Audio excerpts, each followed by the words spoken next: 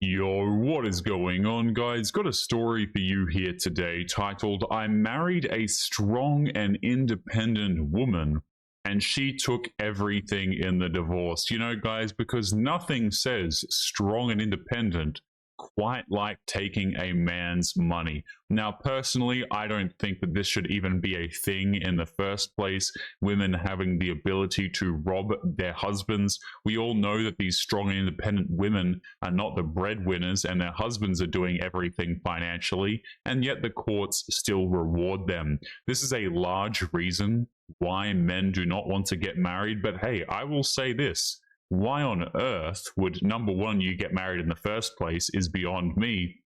But number two, if you were silly enough to get married in today's day and age, why would you marry a strong and independent woman? But guys, before we jump into today's story, just a quick reminder that I have set up a second channel where I will be recording daily videos or thereabouts once again of women over on TikTok. I know a lot of you guys enjoy this video style, but to be honest, it's very headache inducing to make. So I will be making one video a day roughly over on the second channel. If that interests you guys, make sure you go and check out the second channel. I'm going to leave the link in the video description. So let's jump into this story here. It goes, a 34-year-old man shares how he fell in love with a fiercely independent woman who prided herself on not needing anyone.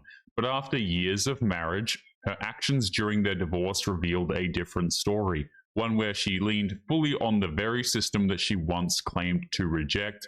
He recounts the slow unraveling of their relationship, the financial devastation, and the wake-up call that changed how he sees modern relationships forever. So this dude got completely screwed. And you know, guys, let me just make this clear. These women, they will absolutely use the government. They love the government, okay? A lot of these women, right, they'll say that they're strong and independent. A lot of them don't even get taxed anything, okay? They love the government because they get free handouts. They get free handouts when they become a single mother. They get free handouts when they divorce their husbands. The government is the biggest ally to these quote-unquote strong and independent women. Let's continue here. We don't need each other was her favorite line. That why would you get with a what? This guy is simp McGee over here. Okay, why on earth would you get with a woman who says crap like this? I have no idea. He says, I'm 34 and my ex-wife is 32. We met when I was 26 and she is 24. She was 24. She was working in digital marketing and I was a mechanical engineer, fresh off of a major promotion. We met at a friend's housewarming and hit it off over a shared love of craft beer and 90s music. Fair enough. What drew me in most was her confidence. She told me on our second date that she was a strong, independent woman who doesn't need a man to complete her. I laughed at the time, thinking it was charming, maybe even progressive. Little did I know it was more of a warning than a brag. And you see, guys, this is like these men who ignore this crap. At a certain point, you have it coming. I can make videos like this all day, okay, explaining red flags, but I can't save, you know, I can't go out there and help these people who simply don't want to hear it. You know, and I'm not this dude's dad, okay? I'm not this dude's parent or anything like this, so it's not even my place to tell this guy what to do. But to me, and to probably you who is watching this, this is so damn obvious. You know, you don't date women like this. You don't marry women like this, because if you do, you'll get screwed over. And also, guys, I'm sorry, this guy is he's either so full of it, or honestly, not the brightest individual, because I've never met a dude who was like, yeah, you know what really sold me on this woman? Her confidence, her independence. That's just not something I see that men are interested in by and large, okay? Oh, she's so confident, guys. She's so ambitious. Okay, and makes no sense to me, man. Makes no sense. If she's ambitious, great, good for her. Still makes no sense to me why this is an attractive attribute for men. I get it for women. Women are attracted to ambitious people. But we as dudes, really, we're attracted to confidence and ambition? Maybe I'm crazy, but me personally, absolutely not. We dated for 2 years before getting married. Ironically, she was the one who pushed for marriage. There it is. So she's strong and independent, okay, and yet she's pushing for marriage. I wonder why. She said it would be our ultimate partnership, a merging of equals. I was already in love and doing well financially, so I agreed. We had a nice ceremony, nothing flashy. She insisted on splitting the wedding costs, which I respected. She had always emphasized equality, and I bought into the idea that we were building something as two capable individuals side by side. So this is, guys, this is the language of people who will absolutely screw you over. She's using words like partnership, okay, equals, right? It's this language, guys. I'm telling you, women who use this language, people in general who use this language, do not have your best interests at heart. Typically, they simply do not. This guy is in a good place financially, and so that's why she wants to get married to him. Okay, marriage is not for people who are trying to be independent. It's quite literally the opposite. It's for people who are looking to build a life together, to become interdependent, if anything. These people who get married and they're like, oh, I'm so strong and independent.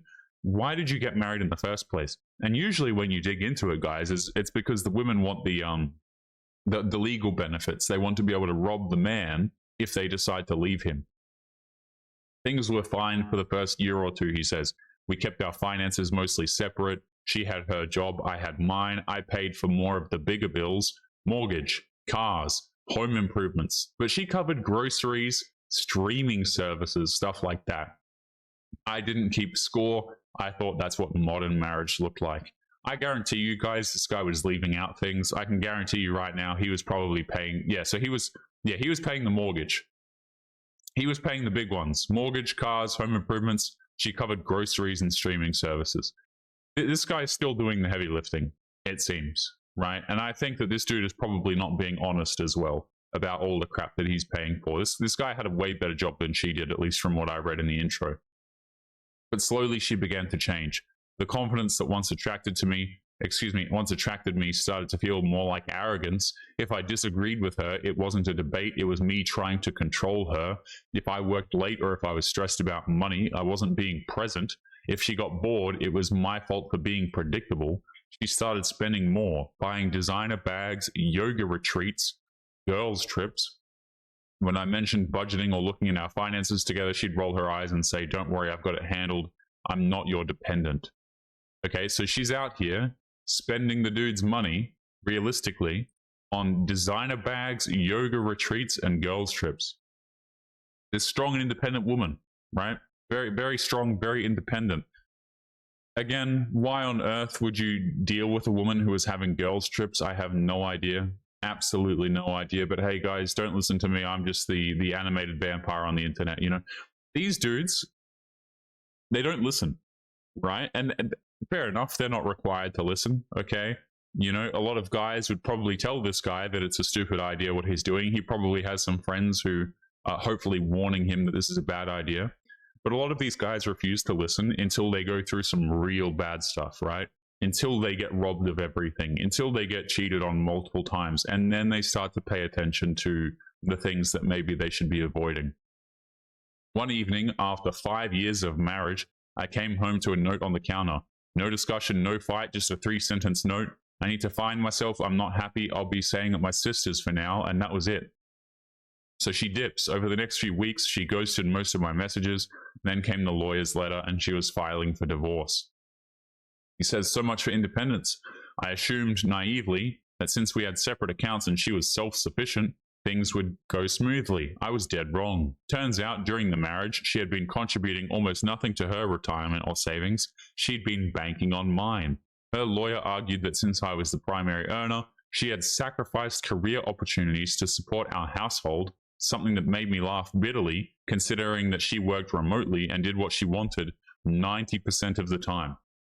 And that's what I'm saying, guys, right? Is this guy, he was doing all the working. He was paying the bills. He was making everything happen, okay? She was able to do whatever the hell she wanted, realistically. She could work from home, do nothing, right? And yet, here she is, look at this.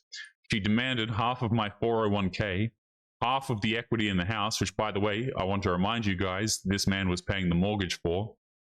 And she also demanded spousal support for transitional time. He got all three.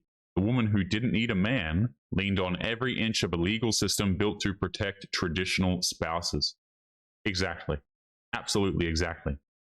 He says, I had to sell the house to pay her out. She got one of the cars. I now pay her $1,200 a month in alimony for the next 18 months. What in the hell is that? I'm assuming this is US dollars as well. Just an assumption, right? Holy hell, that is ridiculous. So he had to pay that for the next 18 months. She moved into a trendy apartment downtown and posts Instagram stories with hashtags like new beginnings and boss babe. I almost threw up in my mouth just then, while I'm renting a 1-bedroom near a construction site and working overtime. When I tried to bring up how contradictory it all was, her independence versus her dependency, she said that I was being toxic and unable to handle a woman reclaiming her life. Sure. He says, I can't lie. It broke me for a while. I didn't date for over a year. I kept asking myself how I didn't see it coming, but truthfully, I did. I just didn't want to believe it. She told me who she was. I just thought I could handle it, that I could outlove it. Now I know better. And this is the unfortunate truth of these stories, okay, is a lot of men, they ignore all of this crap until they get hit really hard with some reality, right? Until the woman leaves them and robs them, or until they get cheated on multiple times, like I said earlier, okay? Or terrible things happen to them. And then they start to go, wait a minute, I don't want to deal with this. This is what I'm saying on this channel, man. Like, a lot of these stories, they're no joke. This is crap that men go through every day. They throw away decades of their life on women who, quite frankly, displayed so many red flags that it's absolutely insane. Okay, and they'll ignore you. A lot of these guys, they are going to be led astray by these women, and unfortunately, there's not a lot you can do about it, right? So those of the guys who are willing to understand that, hey, maybe this isn't worth doing, then they're going to get out a lot easier. But guys, we're going to be leaving today's episode there. Don't forget to leave your thoughts and your comments. Make sure you guys take care of yourselves, and I'll be seeing you all in the next episode. Peace.